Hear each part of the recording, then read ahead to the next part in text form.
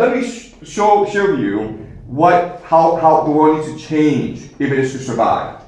Basically, what has to happen is we have to move from an emphasis on efficiency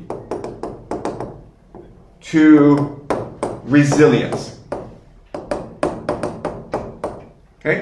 That is the main goal in the future. Today, it's really about how to make things as cheap as possible and get it to as many people as quickly as possible to make as much money as possible. Okay? The idea of efficiency. Generating as much profit as possible.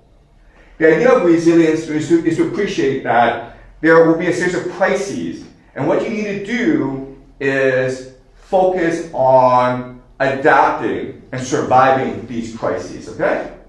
So for a nation, for a community to survive in the future, there has to be three major changes. And if you're able to make these three major changes, you will survive. If you do not make these changes, you will be eliminated, okay? It will be survival of the fittest. All right, so the first thing you need to do is move from materialism to spirituality. Right now, the entire world, these nation states, have convinced their population what matters is your material well-being. If you are driving a car, if you have a house, if you have enough food to eat, then you should shut up and obey because we're doing a good job. Okay? But in the future, governments can't do that because there are not enough resources to go around. Therefore, the government has to make you believe that what matters is your happiness, your well-being, your spirituality. And that usually means a renewed focus on religion. Okay? That's the first thing. Second thing is to move from a system of individuality to community and family. All right, and what this means is today what you're taught in school, what you're taught in society is what matters is you, me, okay? The ego. If it's doing well for me, it's good. I don't actually care about other people. In the future, you have to focus on building a community, on helping others. Okay? And the last major shift is from the old to the young. Okay? And this is very simple, and this is actually the hardest thing to do, which is like today, most countries, especially the wealthy Western industrial nations, are controlled by the baby boomers, the elderly, the gerontocracy. They have all the money, they have all the power, but for society to thrive in the future, this power needs to shift to a younger generation. Ideally, maybe in the 30s, okay? The younger the better. And you think this is easy to do, it's not.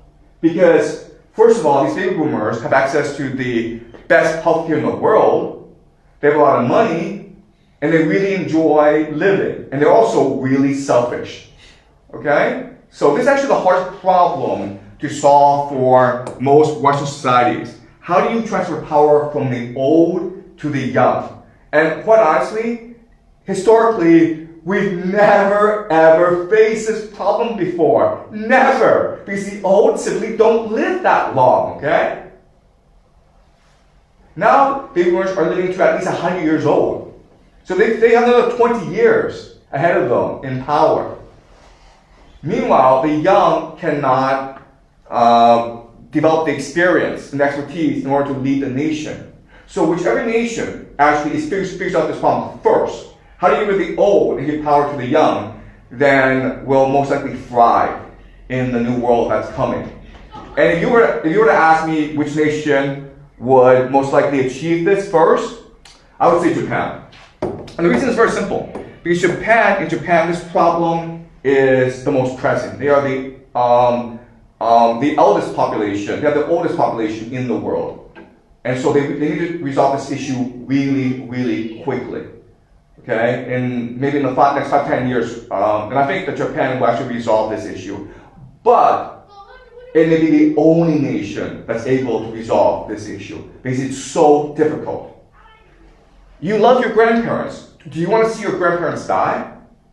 Of course not. Okay, you're going against human biological nature. All right, okay. All right, so that's the main argument I want to make you today, okay?